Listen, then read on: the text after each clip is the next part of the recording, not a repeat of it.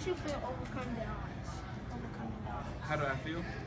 I feel great because now I'm able to get a nice job because I went to college and I earned my master's degree, which means I get a little bit more money. And now that I've been able to publish my book, not only do I feel great, making money selling it, but I feel great talking to kids about how I beat the odds and encouraging them to beat the odds. So I feel blessed. I definitely thank Miss Jenny for the opportunity to come to St. Paul's Baptist Church and to share with young people and share with the congregation about my book.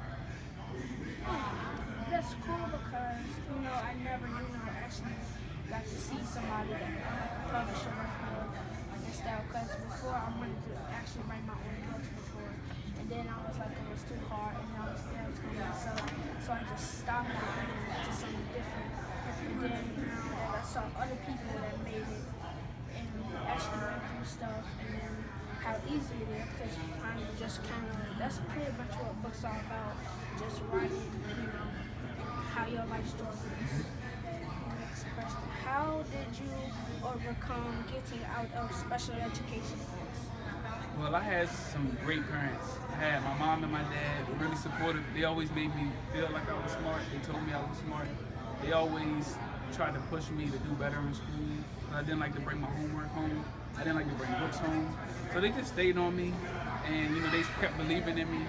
And I had a really good special education teacher. And she always encouraged me, made me feel smart. So I had 3 people that were really backing me and making me feel smart. And eventually I knew that I wasn't working up to my potential. So I just worked harder in school. I started doing my homework. I started thinking about what I was going to do once I finished school. Because I didn't want to live in Tappahannock. I wanted to leave out of Tappahannock. And I knew 2 ways I could do that. I could have went to the military or I could have went to college. So I decided to go to college.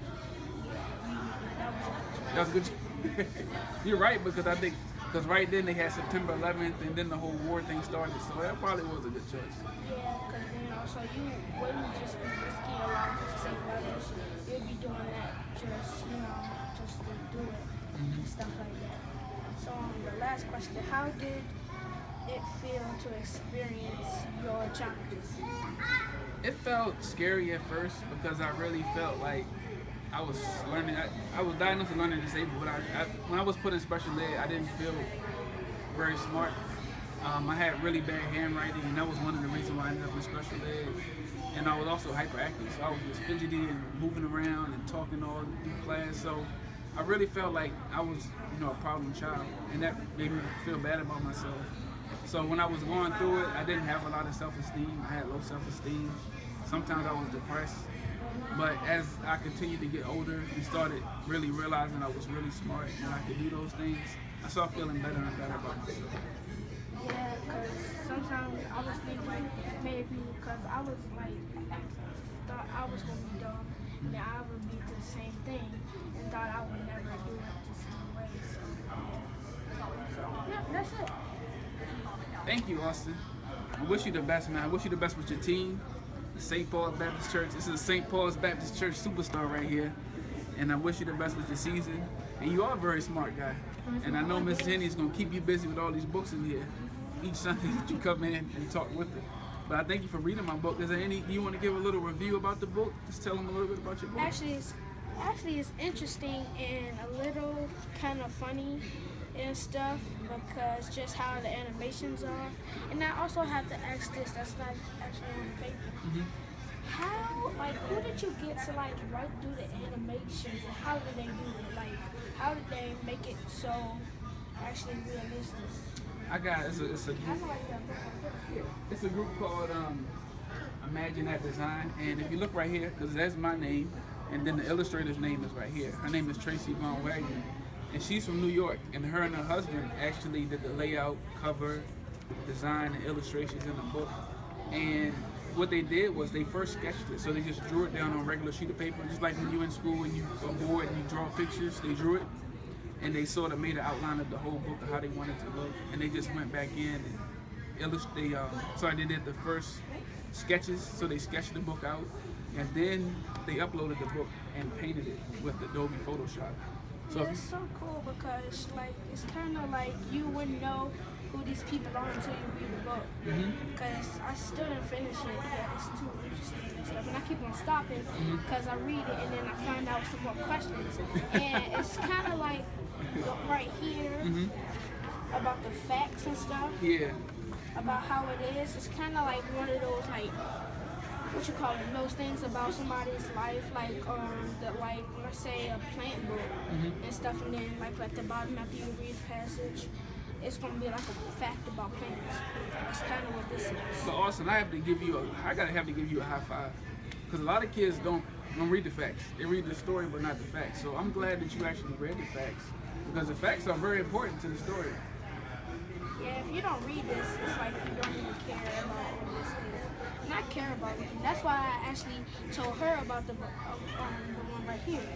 I actually read this one. You read the quote? Yeah, right here. The quote's right here. I was. You might have to help me out. It's diagnosed. Diagnosed with ADHD twice. I didn't deliver the first doctor who told me, and I had a whole theory that ADHD was just something that invented. And they will pay for medication, but then the second doctor told me I had to Advance 2012. So right there, that is the person who wrote the article, and they wrote it in 2012. And Solange, she's Beyonce's little sister. So I included the quote in there because Solange is famous in her own right. But the quotes, when you read the book, all of the quotes are from famous, successful people like Channing Tatum, the actor. He's on G.I. Joe. And there's also one from Richard Branson. He's a billionaire. And both of them struggle in school with ADHD and dyslexia and learning disabilities. And all of them achieve success. So as you can see in the back, it's just kind of the things, and the picture right here of her right here and stuff like that. So what you were saying is I actually didn't. Oh no, you're fine. I was just saying that I use a lot of celebrities in the book who are famous people who struggle, because a lot of famous people struggle. A lot of famous people have learning disabilities. Michael Phelps, the swimmer, had a learning disability. Who else? There's so many people. Justin Timberlake had a learning disability. So pretty much A lot of celebrities. a lot of celebrities went through the same thing you went through, and then they didn't know that, and they think that they didn't want to share that because then they look like that, lose their friends. But the thing that you did, you came to a church and then you just came out with this book. And you wouldn't know who also this person is until you read the book. So. Yeah, so we're going to leave that for a surprise. That'll be your next question. But thank you, Austin. I wish you the best of luck, man. And I'm glad that you're a good reader. Just continue doing it.